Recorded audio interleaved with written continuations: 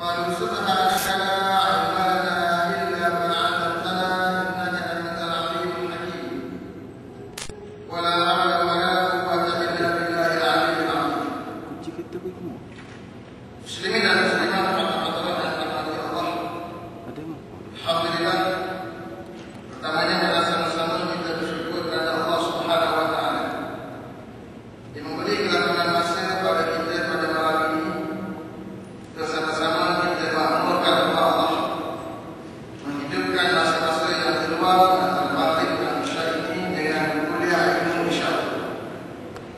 Dan malam ini adalah malam pertama Masjid Asyadili memulakan sesi pengajian berkitab pada setiap malam bekerja insya-Allah.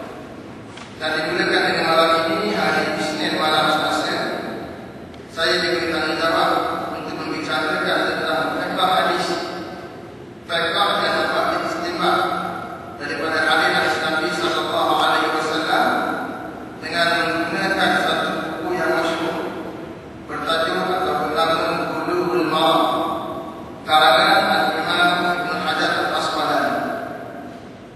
Dan pengajian kita ini insya-Allah akan diadakan pada setiap minggu, pada setiap hari Isnin.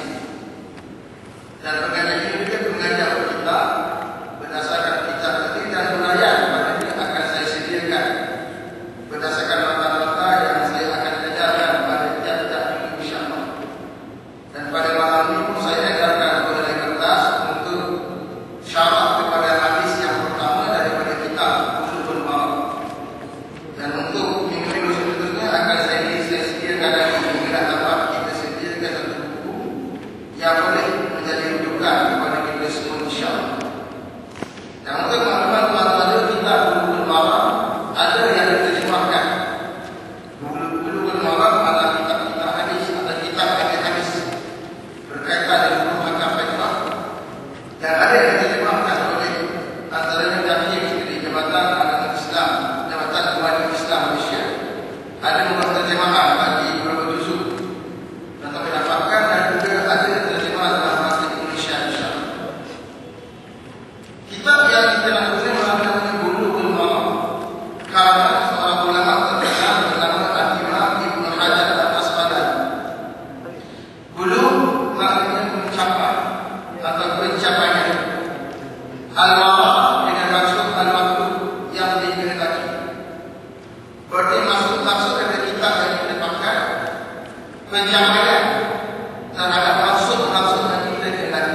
Itu maksud ataupun terjemahan bagi nama kitab yang kita pakai. Dan kitab ini dikarang oleh seorang ulama yang sangat terkenal dengan gelaran Ibnu Hajar Al-Asqalani. Al-Asqalani merujuk kepada setempat di Bumi Palestin pada hari ini, namanya Al-Asqalani, namanya Asqalani. Nisbah kepada Al-Asqalani kerana asal usul beliau daripada Asqalani. Dan nama sebenar beliau adalah Ahmad bin Ali bin Muhammad Al-Asqalani. Merupakan salah seorang ulama yang sangat terkenal di bidang fiqh dan juga di bidang hadis. Hingga kata ulama beliau dipanggil Amirul Mukminin. Ulama mengenalkan beliau sebagai Amirul Mukminin. Amir pada pemerintah. Al-Mukminin orang-orang yang beriman. Pemerintah tapi orang yang beriman. Yang berada ini ditujukan kepada pemerintah umat Islam yang dimulakan oleh Khalifah Umar bin Khattab. Tetapi beliau diberi gelaran yang sama merujuk pada bidang hadis. Amirul Mukminin pada bidang hadis. Dan beliau dilahirkan pada tahun 773 Hijriah bersamaan dengan 100,372 Masehi di Qahirah, dan beliau juga mati di Qahirah pada tahun 642 Hijrah bersamaan dengan tahun 1449 Masehi. Dalam mazhab kita Syafi'i ada dua ulama yang mempunyai nama yang sama Ibnu Hajar. Satunya Ibnu Hajar Al-Asqalani. Beliau pakar di bidang fiqh, pakar di bidang hadis. Seorang lagi namanya Ibnu Hajar, tapi Ibnu Hajar Al-Haytami.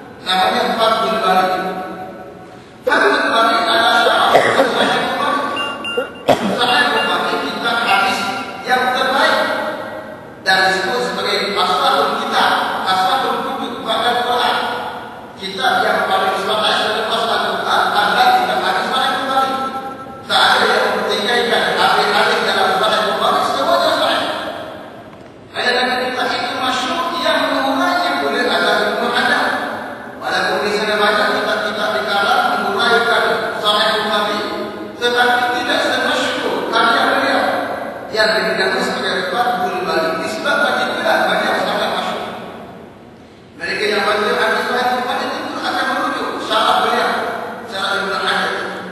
Dan ada kitab karangan Ibnu Hajar yang masyhur dalam kitab kita baca. Namanya Bulughul Maram. Yang kitab ini menyimpulkan hadis-hadis Nabi sallallahu alaihi wasallam yang membicarakan tentang hukum akad. Khusus membicarakan tentang hukum akad dan disusun pun berdasarkan kitab-kitab mereka. Tajuk-tajuk seperti mana yang disusun dalam kitab-kitab mereka. Karena juga adalah untuk mendaftarkan hadis-hadis Nabi yang mengandung hukum akad mereka. Bermula dengan bab ta'aruf, bab suci sampai ke akhir. Pasal dalam membaca mereka ada dua keadaan pengajian. Kaidah merujuk kepada ilmu tentang hukum akad. Itu kaidah. Saya akan mulai bahasa tadi asal usul tentang kaidah. Kaidah merujuk kepada ilmu tentang hukum akad. Nak membicarakan ilmu tentang hukum akad, tak percaya pengajian. Satu cara kita bincang terus kaidah. Dimulakan dengan bab suci ini. Dari